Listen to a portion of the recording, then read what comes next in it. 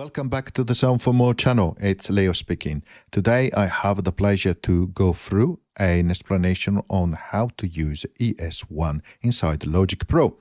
Before I continue, I would like to remind my viewers to subscribe as it helps with growing the channel. Thank you very much.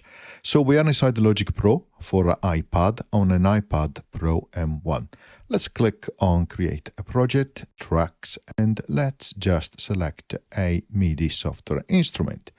Now, I go to the plugin editor, click and hold where it says ePiano, and I select Replace. So let's scroll down. Let's go under Synthesizer under Logic Pro, and we're going to choose ES1 Synthesizer 1. We are going to open this up and maximize the window. Now, if I go to the setting, the project settings, and I go under MIDI, you will see under the list of MIDI input ports, I have also an Akai LPK 25 wireless Bluetooth, which I have already connected via Bluetooth MIDI devices. Okay, and so that is what I'm going to use.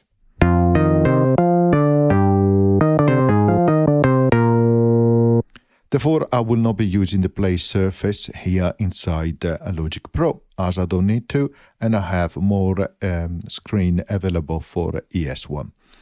So what is ES1? It's a subtractive synthesizer. Okay, so it is using subtractive synthesis, and is trying to emulate analog hardware. What you hear at the moment is the default preset, as it says here. It works very much in a standard way as any other plugin inside the Logic Pro. So you can click where it says default preset, and of course you have a list of the presets available, which are also based on the libraries that you have downloaded inside Logic Pro. So you can go, for example, for a pad.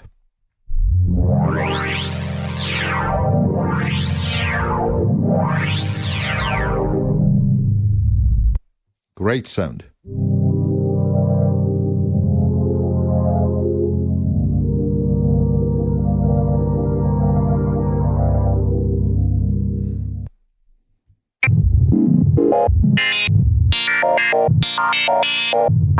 You can hear in this pad a lot of modulation, sample and hold, which I will show you in a moment as well.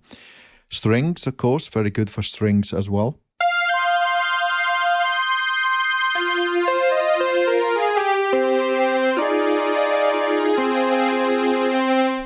Let's try this warm synth string.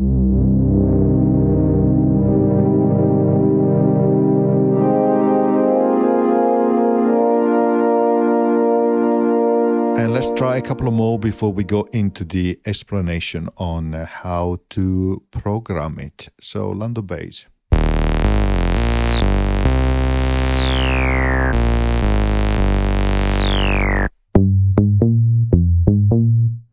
Very nice basses.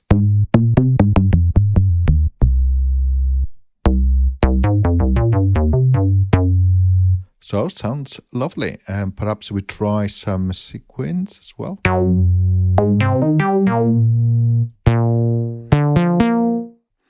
And perhaps also some leads as well.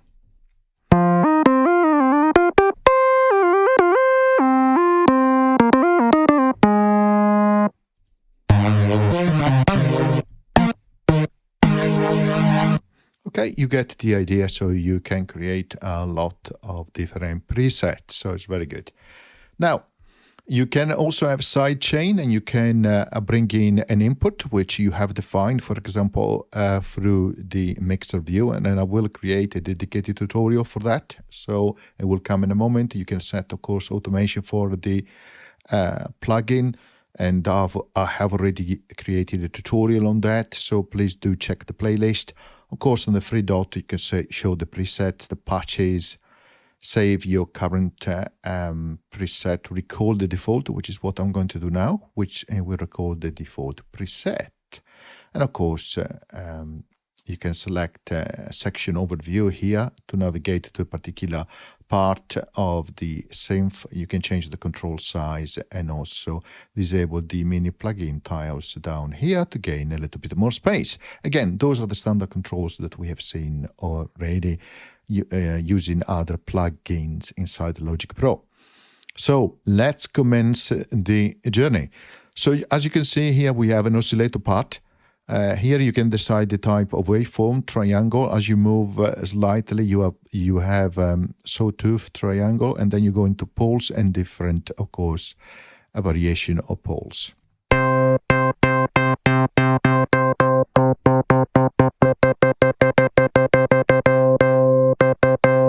You can change the tuning in scent. Of course, double click will reset it to 0. And yeah, you can change the octave, also the feet from that way of thinking like pipe organs, right?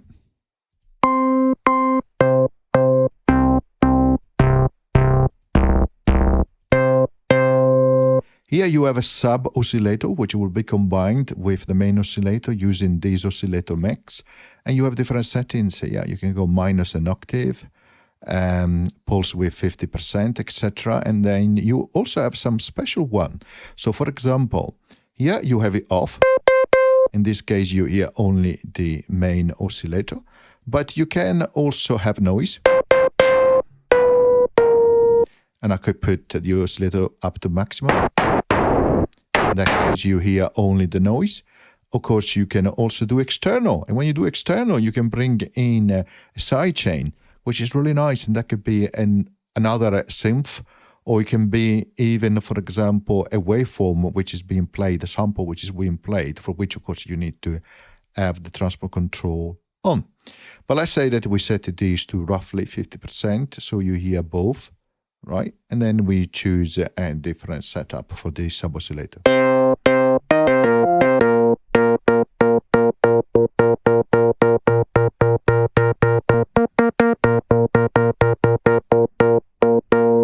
I like this one.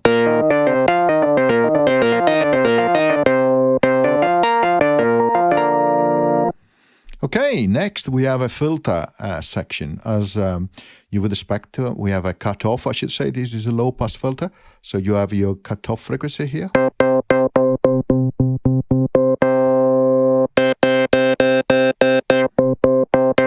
Resonance as standard. One other thing I really like is you can really, if you set resonance to maximum and let's say cut off to a minimum, we set filter boost. You start to hear now the filter which is self-oscillating, right?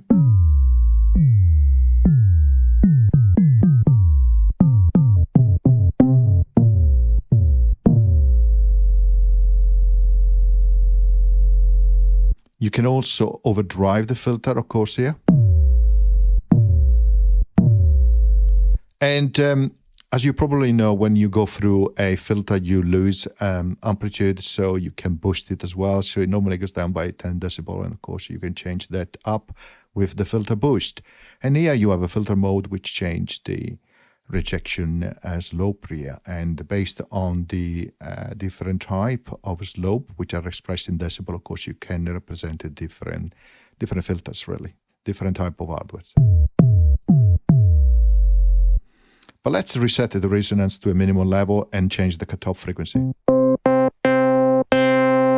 Drive on. And let's leave filter boost there for a moment. Next, you have Q follow. Of course, at the moment, if I go higher in the registry,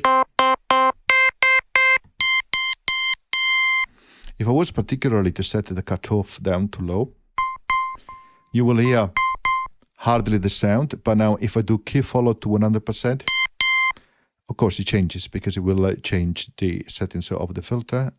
It's practically tracking based on the keys that you press. Next, what you can do, you can set a minimal and a maximum level in terms of how the ADSR, which is down here, as you can see, we have an ADSR, applies to the filter. Okay, Pay also attention that, of course, the ADSR will also apply to this amplitude here as well. But she will say that if you have a bigger gap between the minimum and maximum level, you have more influence of the from the ADSR into the filter. So just to give you an example, let's set the minimum and maximum value here of the amp to 0. And then let's say that we have only released a type of amp envelope. And then let's actually set the maximum here to, so as a gap. Now let's change the attack here on the ADSR. So you can hear that the attack is not impacted the amp here. I have selected mode only release because I wanted to show you that I can change the attack here, so it doesn't have an effect here because it's only on release mode. But of course it has an impact here on the filter. And now if I was to broaden the range here and make the attack longer,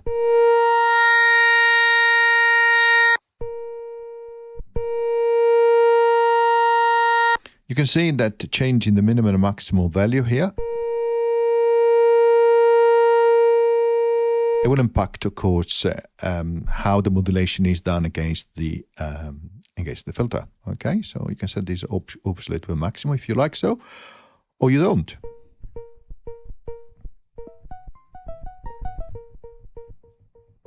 Let's reset these to ADSR. Okay, let's reset these down to 0 as an attack. Let's increase the cutoff frequency.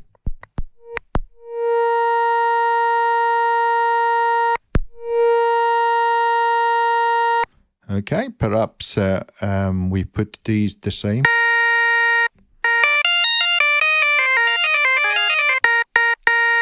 In that case, there is no variance here for the ADSR to be applied to the cutoff, and I cannot just change the cutoff frequency, to the filter, not cutoff, and I can change the cutoff frequency manually now.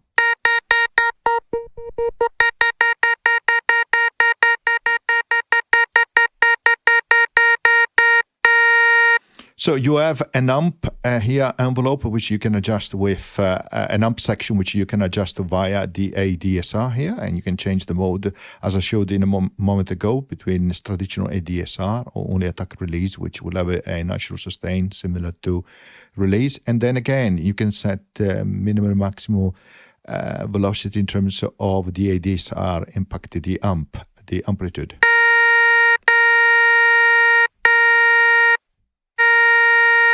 Let's give it more release. You can see, you can hear the release. Okay, more attack. And of course, if I was to enlarge the gap here between minimum and maximum value again on the filter, you will start to hear the difference on the filter as well, particularly if the cutoff is lower. You can hear I started from a lower value and then it increased. Okay, so that is how you use it, which is slightly different than, of course, other synth. Next, you have the output section. You have an output level in decibel, of course, and then you can set the chorus. And you have traditional chorus 1 effect, a variant, and also ensemble, which is much richer.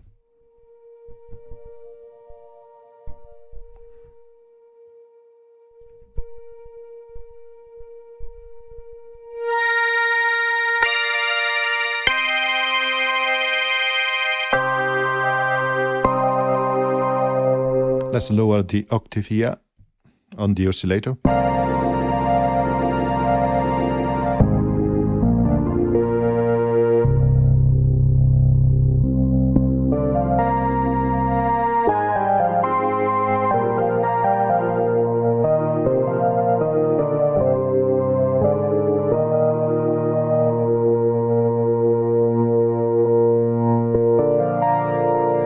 You can hear the first chorus 1 is a little bit more gentle, while the ensemble is richer as effect.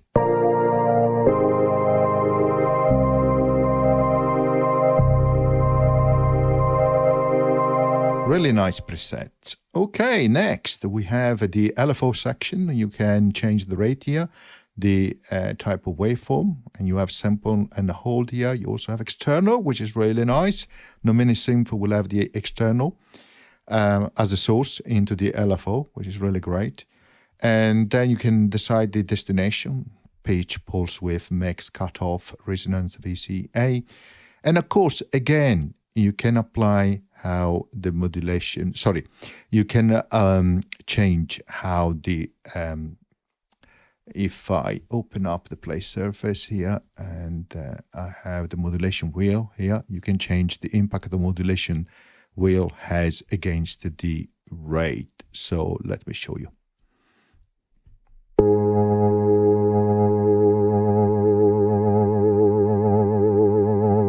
You can hear as I move up the modulation wheel, you can hear the impact, of course, on the pitch by the LFO based on the rate settings here and the minimum and maximum value of that the modulation wheel will have on the LFO. So let me try again.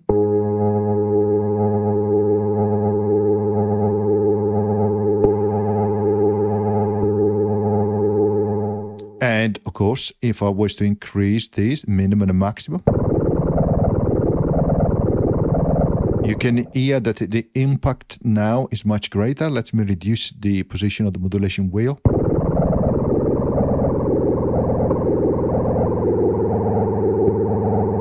But of course, you could decide to have a different range, so the gap is smaller. And you hear less depth of the LFO against that pitch. But of course, it doesn't have to be the pitch. As the destination, you could choose something else. So, for example, you could choose the cutoff.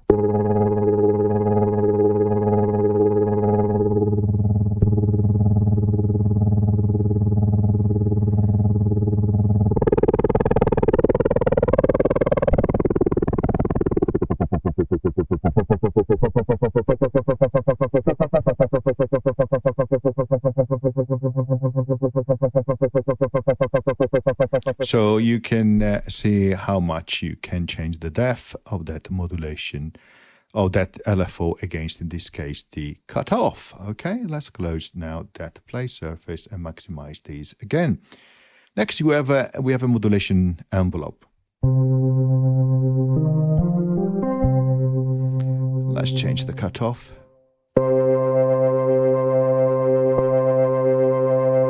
Now you can do fade in and fade out as well if you go to negative values, and you can choose the destination here. So again, let's choose pitch to hear it more, and then of course we can change the minimum and maximum value here as well.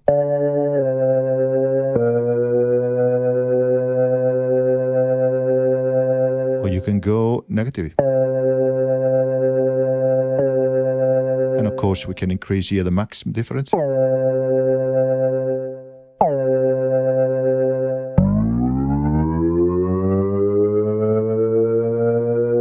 Change this.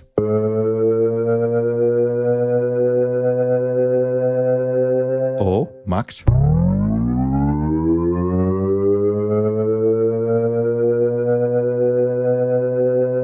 Okay, hopefully that makes sense. As I said, you can change here the milliseconds. You can go to a higher value here. And you can reduce it as you move down, which is a little bit, I would expect it the other way around, i.e. down here at the bottom to be the maximum value, by that is -1 millisecond, so you need to go right at the very top, almost to the reverse position to off, before you can actually have that greater fading out effect on the destination, which is the pitch in this case. Of course, you can move it up to the center and then set it to off. So then you have the ADSR section, which we have already seen. And finally, you have some global settings. You can decide the glide in milliseconds, which is the time it takes between one note to the other.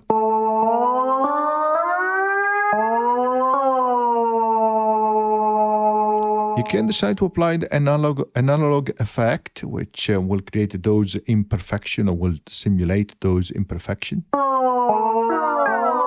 which will make it a little bit more analog as a feel, but sometimes it's not always easier to detect, particularly in a tutorial like this one, but it will give you that more feeling of analog. You can change the polyphony here. You can set it to a max, for example. You can change the pitch bend range, and for up and down, you can have them linked, so they will be the same for up and down, or you can decide how much you want, how big the range you want it for just moving down the pitch bend. Finally, you have a MIDI mode, which at the moment is off, and if you say fully remote, then ES1 will respond, of course, to a number of CC messages, and which allows you to control the parameters you see on the screen from an external MIDI controller. Okay, right. Okay, I'm going to stop here.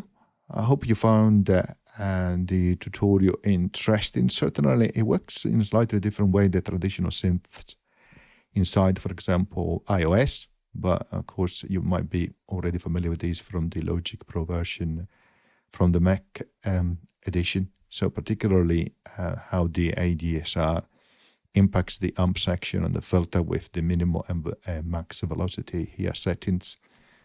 And yeah, see you next time. Thank you.